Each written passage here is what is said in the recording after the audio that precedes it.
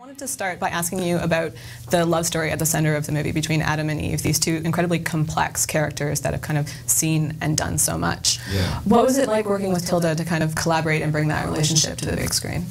It was amazing. About 6 weeks before we started filming, Jim and Tilda and I got together for about a week and sat around a table every day, and we talked about all the things that we loved and that we hoped we could somehow add to the relationship between these two delicate creatures who've been around for centuries. Tilda is one of the greatest actresses in the world, quite simply, and it was a real joy.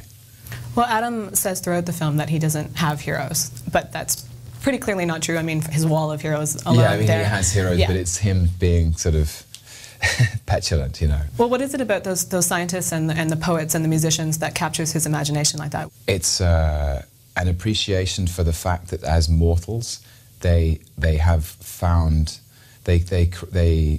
immortality by using their short life so well. Well, what is it about, from Adam's perspective, that makes Ian such an acceptable zombie, as he would call them? What is it that kind of makes that relationship work? There's such an honesty to Ian that Adam recognizes. There's that line when Adam says, you know, for a zombie, you're all right. And I think that's Adam's way of saying, you get that you get it. Like, you get that life is about making things and appreciating music and art. Music it's a huge part of the film. Was that a huge part? You talked a bit about the preparation that you did, but was music something that you focused on? I listened to a lot of different things. I listened to Schubert and to Bach and to William, like his very first line, William Laws.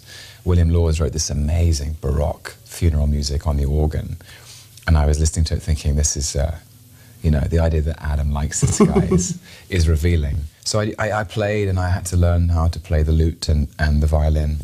And it was just, it was a privilege to be able to pour myself into music, even though I probably don't play so well as the man on my left.